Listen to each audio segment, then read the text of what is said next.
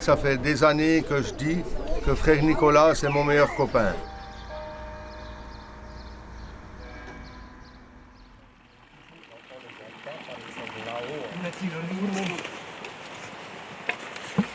Le pèlerinage jurassien à Saxonne.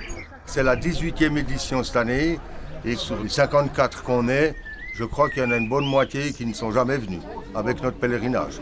Alors, le temps de préparation, je ne peux pas compter les heures, mais en somme, c'est des heures que je fais avec bonheur.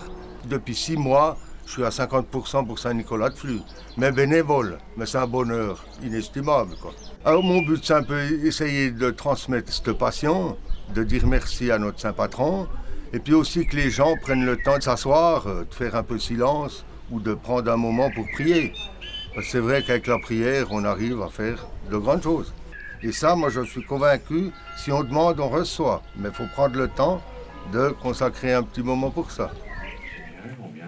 Heureusement, il y a des personnes qui sont passionnées de ce Nicolas de Flux. Et je pense que nos organisateurs d'aujourd'hui le sont.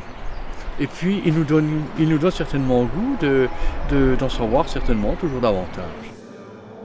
Saint-Nicolas de Flux, c'est une personnalité hors du commun, mais qui est très proche parce que c'est un père de famille, un grand croyant, l'ermite bien sûr, pour qui l'Eucharistie était tout, est devenu tout, mais aussi le soldat, une personne engagée, un politicien, et puis que j'ai toujours appris à connaître comme vraiment le patron du pays, quoi.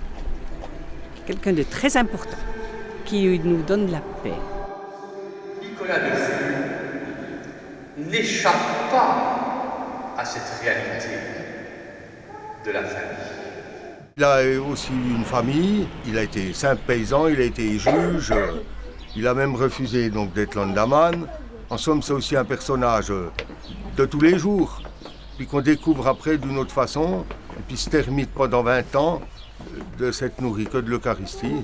Ça, je pense que ça fait partie un peu d'un tout, quoi. Malgré tout, il y a quand même un petit peu, sur le fond, un peu cet esprit patriotique, un petit peu. On découvre les fondements de notre confédération. Ici, donc, dans la maison où frère Nicolas est né. Donc ici, nous sommes dans la cuisine, juste à côté. On a la chance, dans notre pays, d'avoir un saint patron, et puis qu'on a aussi la chance d'habiter dans le pays où on est, de faire de la concordance, de trouver des solutions, même que ça prenne du temps. Mais on peut dire merci d'habiter où on habite. Les Jurassiens sont très sensibles à l'événement de Nicolas de Flux, de par l'histoire, où on sent qu'on a besoin d'avoir des modèles dans la vie qui nous conduisent en avant. Entre les Suisses allemands et les Suisses romands, oui, je pense que ça peut être un lieu vraiment où on se retrouve. C'est le patron de tout le pays et pas seulement de la Suisse allemande. Donc c'est un lieu d'unité. C'est d'ailleurs ce que Jean-Paul II a dit quand il était ici il y a bien longtemps.